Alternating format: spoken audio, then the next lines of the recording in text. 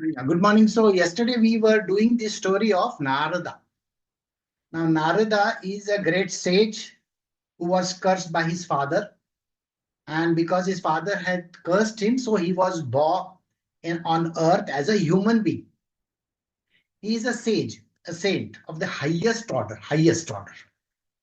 He is a devotee of the Lord. And being born on the earth, he has to go through his own pains, a painful journey where he has to be born in a very, very low womb. His mother was working as a maid in the house of some gurus. And fortunately for Narada, he was a very nice human being. He never did anything wrong in his life. And one day he was able to stay with these gurujis, all these great masters.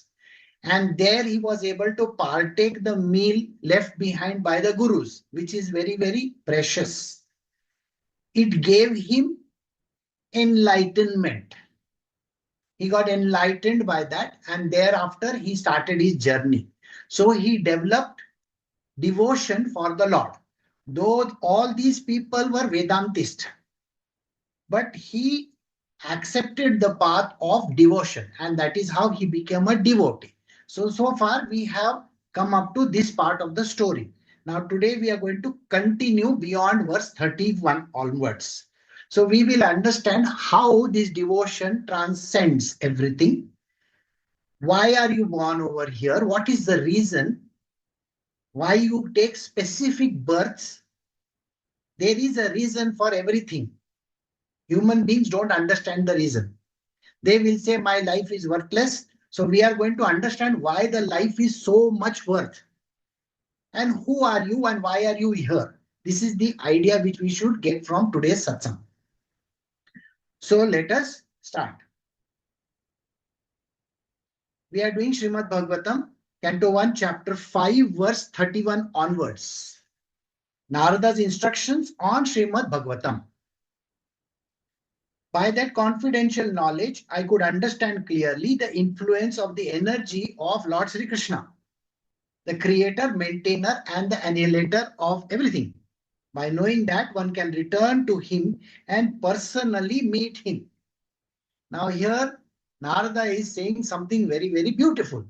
He says, the devotee of the Lord,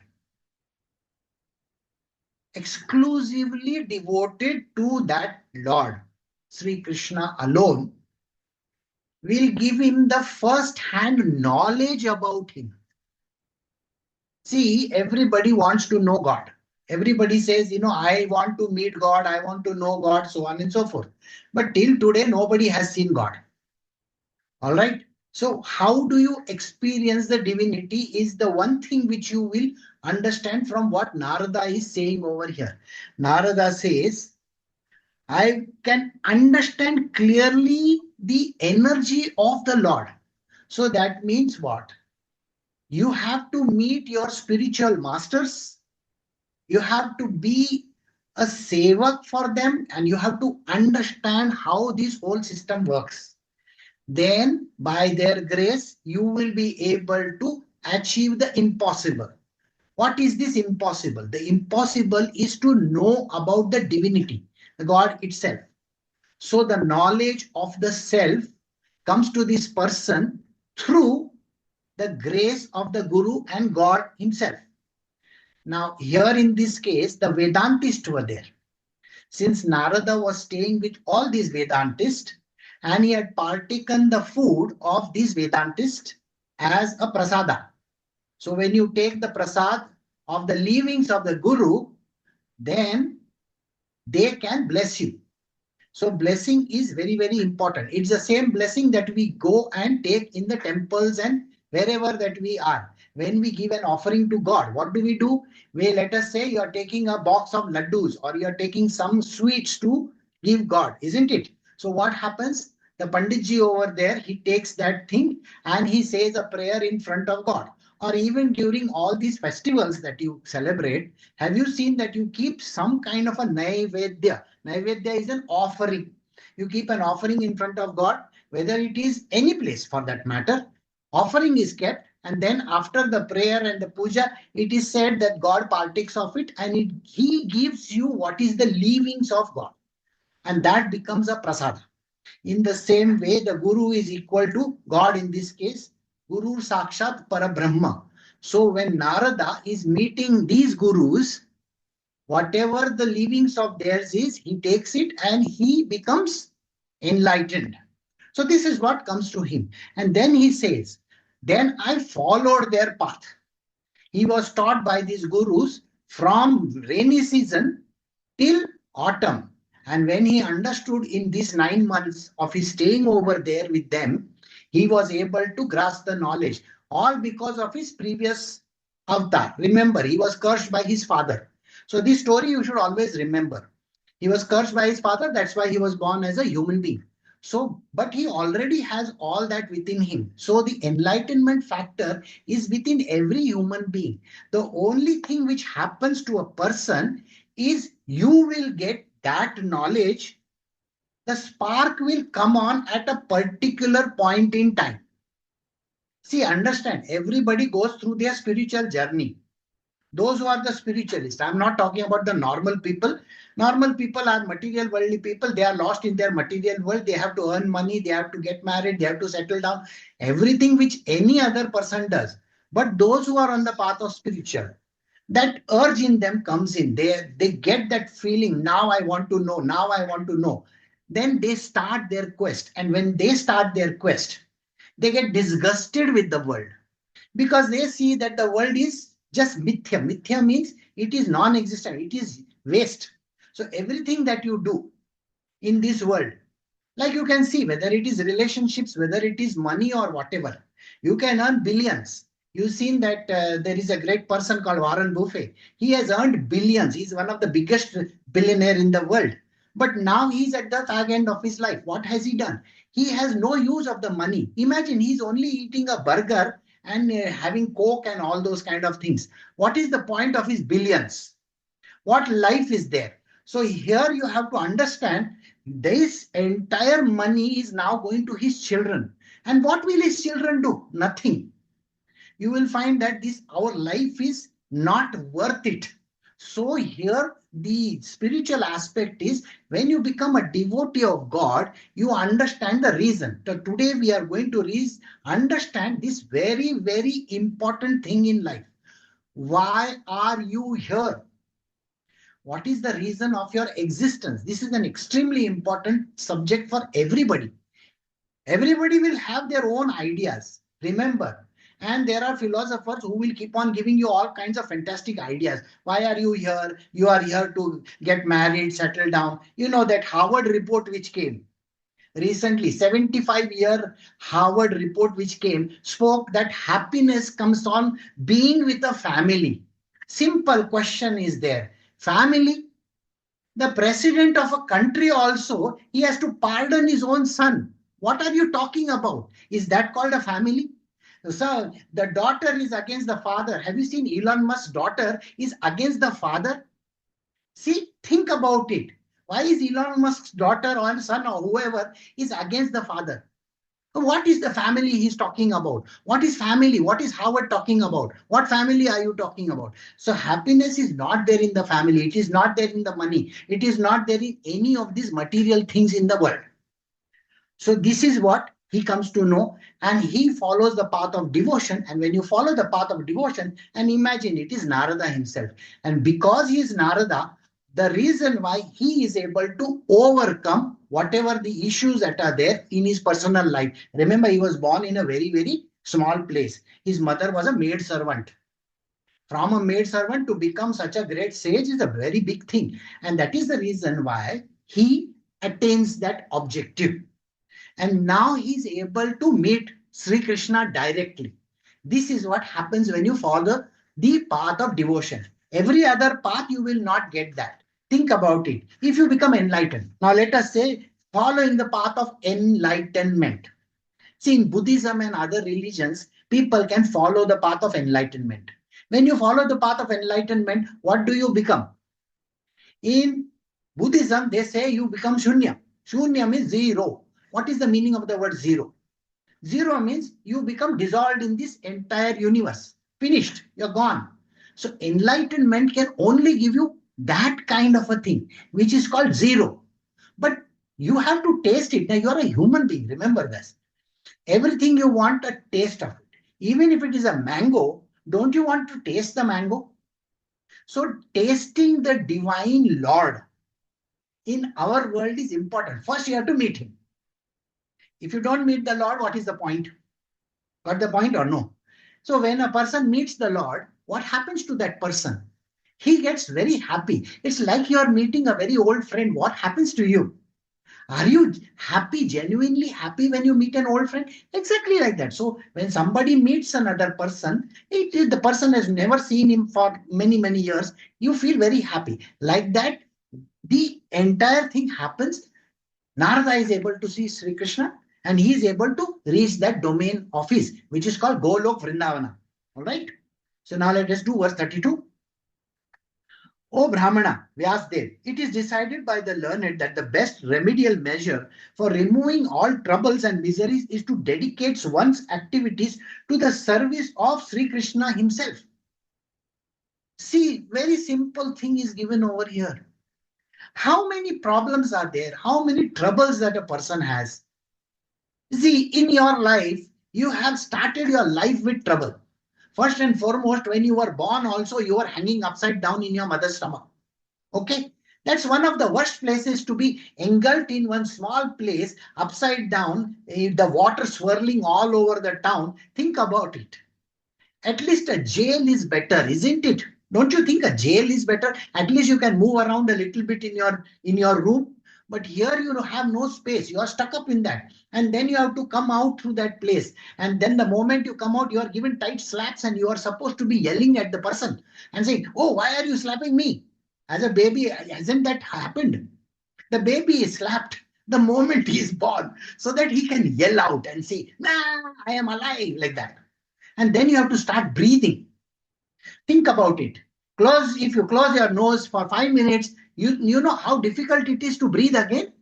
Or if you are doing a very serious exercise, now you are going to the gym, and let us say you're pumping iron over there. You're not doing 1, 2, 3, 4 like that. You're going to do that very soon. You know how difficult it is to breathe? For you, if you go to the gym and if you do a rigorous exercise, it is very difficult to breathe. If you go on a long distance, running, or climbing up the mountain and then trying to come down, you have to stop over there and breathe very, very seriously, correct? Think like that. Here there is a baby. The breathing was done by the mother, not by the baby. The food was coming through the umbilical cord, okay? And now the baby suddenly nose open, and then imagine, it's the biggest trauma in the world. Nobody realizes this. The child goes through worse trauma than a woman. Think about it. The moment you start thinking, you will know, oh my God, such a terrible trauma it is. And your body was covered in water. If a fish is covered in water, is dunked in the water and is breathing through his gills. If a fish is removed out from water, what happens to the fish? Chatpatayega.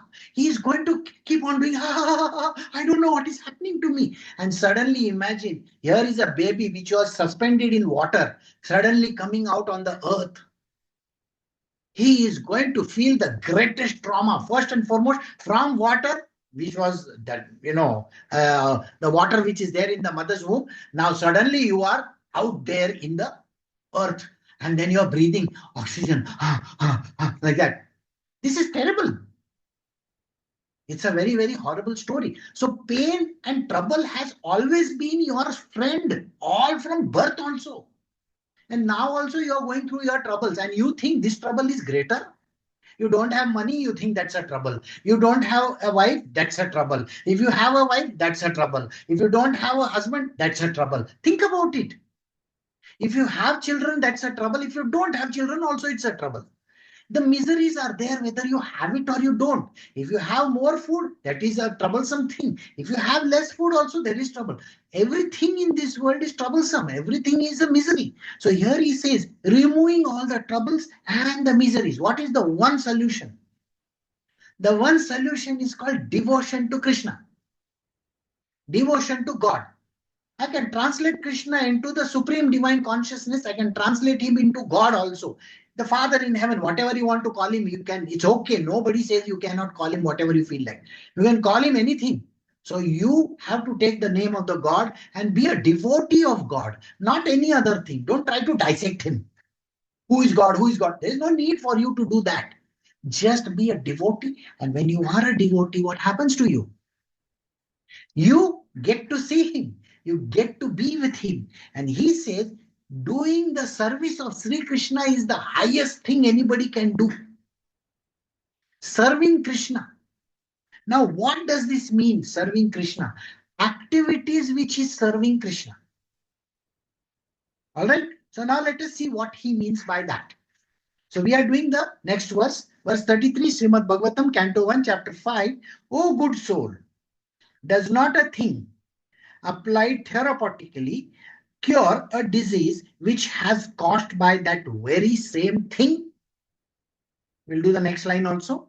Thus, verse 34. Thus, when all man's activities are dedicated to the service of the Lord, those very activities which caused his perpetual bondage becomes the destroyer of the tree of work. This is a very interesting thing which you should know and understand. What is it that has given you this birth? Why are you born here? The reason why you are born here is because of the work that you did. What is the work that you did? You did some work in your life, previous lives. That work is going to put you back in the same place. Okay? Now, let us look at it from this perspective. You are buying something. You got vegetables from the marketplace. Why have you got them? So that you can throw them? Or you have to make that vegetable at home? Naturally, isn't it? So whatever that you do in this world, you have to culminate it into an action. So anything that you do has to be taken care of. Now, a very interesting line is over here. What is that line? Does not a thing applied therapeutically cure a disease which is caused by that very same thing? Do you understand what this is all about? When a child is born, in the first few months, do you take the child for inoculation? Right? You give him the inoculation of smallpox, DTP, that is diphtheria, typhoid, and whatever T that is. Why are you doing that? You are doing it so that that person, that child doesn't have those diseases. Correct? Polio. Right? Now, these are the vaccines that are given. What is this vaccine? When we say vaccine, do you remember in the last 2 years' time, vaccines were given to human beings? So these vaccines are called those coronavirus, COVID vaccines and all that kind of thing. See, when a child is born, he is inoculated with these vaccines also. A polio vaccine is given. A diphtheria vaccine is given. A typhoid vaccine is given. A smallpox vaccine is given. These vaccines are given either by means of oral or they can be given an injection. Some kind of a method is used. What does it contain? The dead germs of those things. Correct? It is the dead bacteria, the dead germs, or the dead virus, whatever it is. It is then inoculated in the person. When the child is given that, the body looks at it as a foreign body. And because it is looking at it as a foreign body, what does the body do? The body creates antibodies and it creates something which is going to get rid of these germs. Isn't that what your body does? So the best therapeutic method, what is therapy, no? The word therapy, isn't it? Therapeutic means what? Something where we use a therapy. Therapeutic drugs. Therapeutic, a method of curing, a method where we eliminate certain things like diseases and all. So therapeutically, that thing is given to the child so that they will not have these diseases. So the moment that is inoculated, that inoculation has those dead germs. These dead germs enter the system. The body starts producing, white blood corpuscle, this thing, that thing, so many things it produces, isn't it? Right? And then what happens? Then this body reacts to it and throws it out. So this is what he's saying. Imagine Narada knew about it. What is Narada telling you? Oh, good soul, does not a thing applied therapeutically cure a disease which is caused by that very same thing? So the disease which was caused by that diphtheria or by that typhoid, the germs that are there, the same germs which are alive can cause misery, but the dead germs, the body creates antibodies and throws it out. Got it? This is the method of curing. He says this method has been practiced for how many years? From yugas, not just years, not this yuga only. No. Who is telling you this yuga? The same thing has been practiced many, many thousands and thousands, billions of years ago also. Why billions of years ago? Because that is a time when maybe we had some different civilizations. We don't know anything about it. This method was practiced. So he says, in the material world, anything that is causing you misery, what are you supposed to do? Remove the misery with the misery. How? The same misery has to turn around as a vaccine for you. Did you understand this? This is a very interesting thing. The bondage is there. What is the bondage? The bondage is of a certain thing. I am eating this all the time. Okay, I am smoking cigarette. Correct? Now, when a person is smoking, if he suddenly gives up, what happens? There is a problem. Correct? So what does the doctor or whoever says? Control it. Bring it down. If you are having some 3 packets of cigarette, bring it down to 1 only.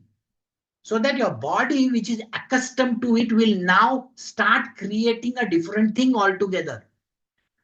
So now think what is being said over here. Now you are living a miserable life. Okay? And because you are leading a miserable life, what do? To get out of the misery, a small sample of the misery is enough to destroy your life. Destroy your, that whatever misery that is there. Think like that. The miserable life is what? If a person is going through certain issues in life, a small portion of it, which is a dead issue, can be given back to the person so that the person doesn't have to go through the misery once again. So he says, when all the man's activities are dedicated to the service of the Lord, those very activities which cause this perpetual bondage becomes the destroyer of the tree of work. Very simply put, what is he talking about?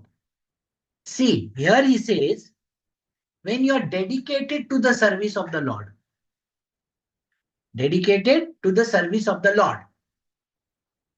the same activities which you are using as service to the Lord. What is this Lord he is talking about? You are serving yourself.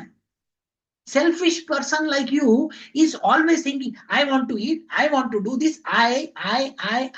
You are using your own body, which is the Lord itself. God is within you, isn't it?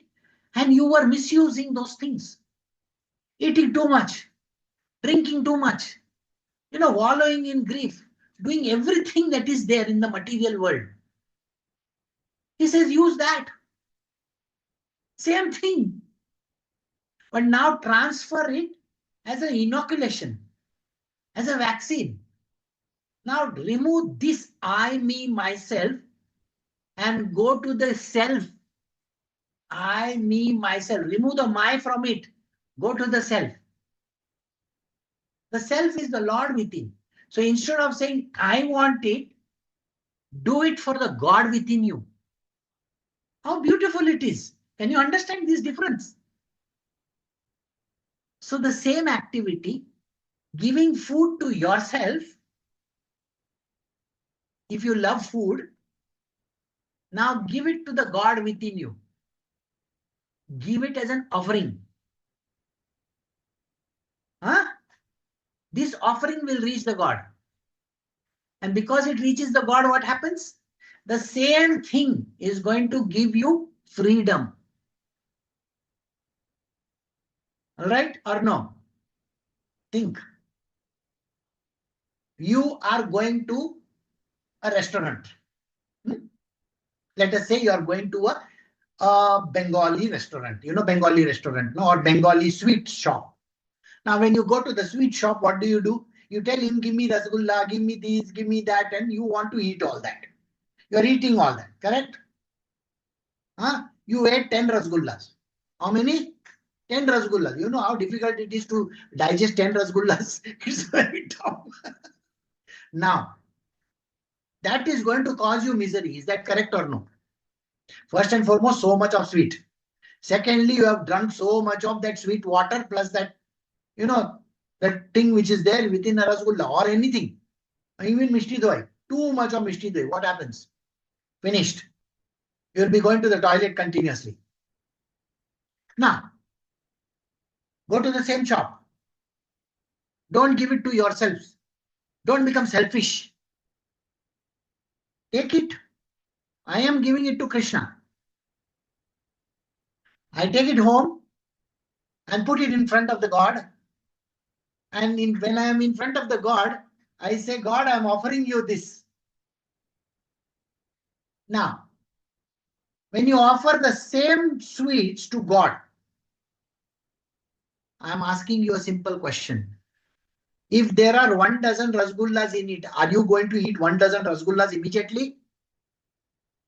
No. When you offer it to Krishna, what has happened? I put it in front of God, no? Immediately after that, it became prasad. Does anybody enjoy prasad alone? No. Then what do? You distribute it to the family members. Give it to others. And in that, what is left behind may be 1 rasgulla.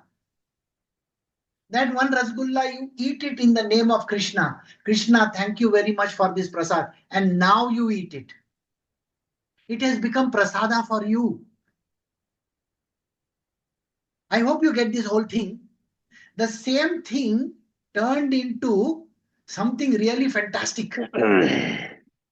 Somebody's volume is on. Can you just see that that doesn't happen?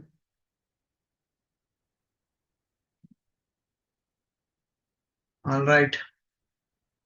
So here in this case, a simple thing turned into something fantastic. Same thing goes for any other object. Let us say you get a salary. Okay, you are getting 1 lakh rupees as salary. Okay, when you get 1 lakh rupees as salary, you will immediately say, oh, this month I have to pay rent, this month I have to do this month I have to do this month I have to do this, I want to go to the doctor, I want to do this, I want to do this. You have already charted out all these things. Is it like eating those 10 and 12 rasgullas? Yes. Have you offered it to God? No. Now do one thing. Offer it to God. Offer it to God. This is your part. Rest of it comes back as prasada. Now distribute it for your rental and every other thing.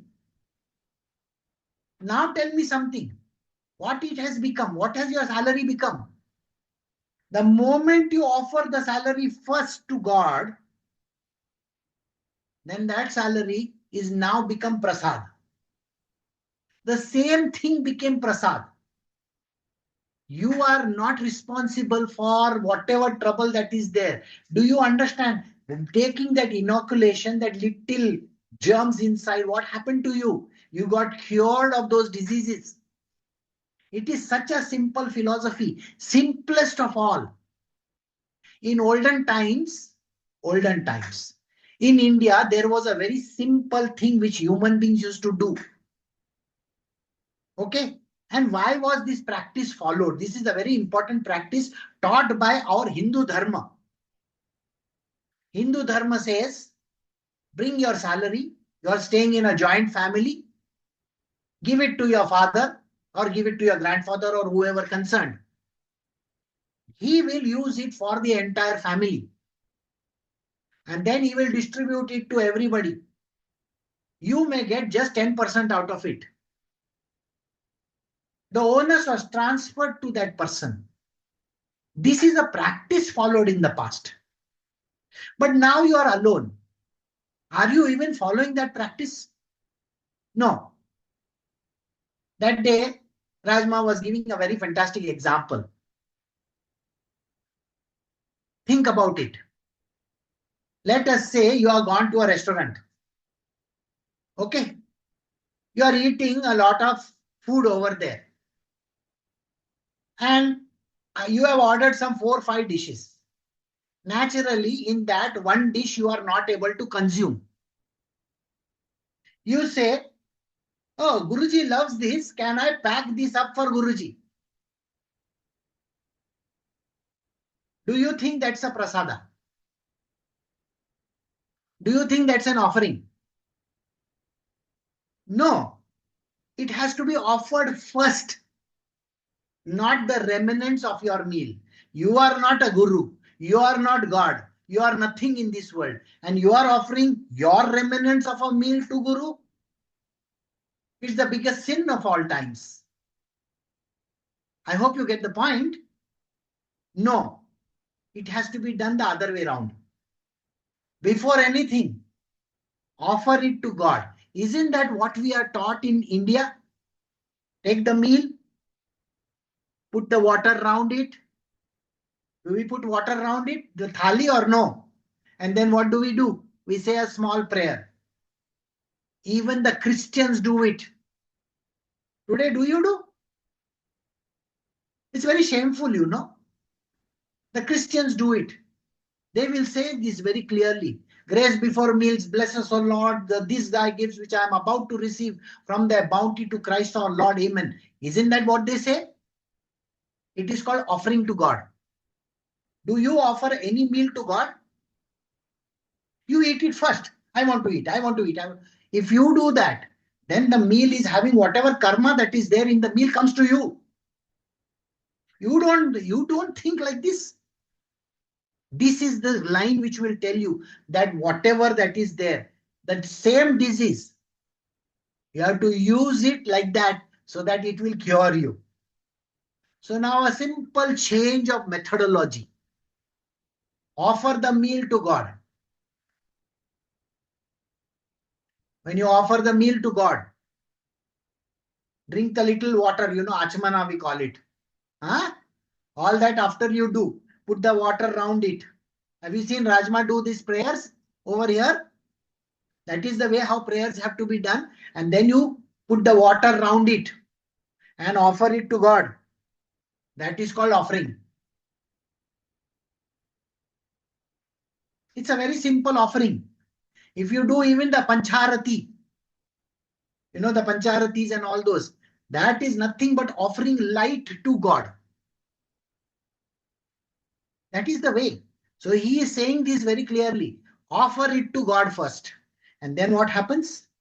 All your bondage will go away. The tree of work, whatever that you do, will now become completely free of karma. The work that you did in your company, the work that you have done all your life, when you offer this to God, it becomes free of karma. That is why charity is important. That is why giving is important. I hope you got this answer. All right. This is what Narada is saying. Next verse 35.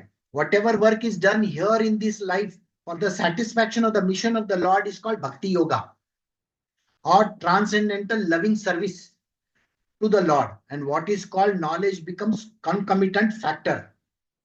So whatever that you offer to God, anything that you offer to God, Sri Krishna, what it has become, whatever work is done in this life. So any work that you do, now let us say you are working for a company, you are doing a business, you are making some food, whatever work that you do, you may be washing clothes also, doesn't matter. Anything that you do, which is translated into WORK work, what is done in work in this life for the satisfaction of the mission of the Lord is called Bhakti Yoga. First, you have to understand when you are offering this thing to God, why are you offering it? It is because He has given us that work. Who has given us this work? He has given us this work. It is not that I got the job because I was very good in my this thing. I got my degrees and I got. No, that is not the way of looking at it. How many millions of people are there in the same category? Can you imagine? There are millions and millions of people who may be engineers. There are millions and millions of people who may be qualified to do your job. You are nothing in this world. And yet you have the ego and that pride in you. I am so great. This company has appointed me because I am such a great person. Sorry, that's not the way of looking at it. You are here in this world because it is God's will. How many billion sperms were there? In that, one sperm became you. One in a billion, one in a gazillion, not even billion, trillion maybe, became you. So isn't it God who has put you there? One chance. And after taking the chance, you are born on this earth. Every breath you take is not yours. It is come because of God. He is giving you space to breathe. He has given you this family. He has given you this life. He has given you this job. He has given you everything in this world, including sitting over here and listening to the satsang. It is God who is giving you the opportunity to be here. So who is the first person to thank? The Lord Himself. So here He says, whatever work that you do in this life for the satisfaction of the mission of the Lord. And He has put you over there because there is a mission in your life. Don't think that you are working in some company or some great sheikh in that company. Sorry, boss, who told you? You are here in this world for doing His mission. If I want to appoint somebody in my company, is it because of me only or no? Because I have some work from you, that is why I appoint you, no? Think of God. God has sent you in this world. Krishna has sent you in this world because He expects you to do certain things. He has put you with a mission in life. And you are not even acknowledging Him. So here He says, this mission in life which you have, which is given to you by God, this is called Bhakti Yoga, to complete that mission. The reason for your existence, why are you here? The why is answered over here. Nothing is in your hands. Even this breath is not in your hands. Living in a country is not in your hands. You are alive today. Think about all those women and men who are dying in the war.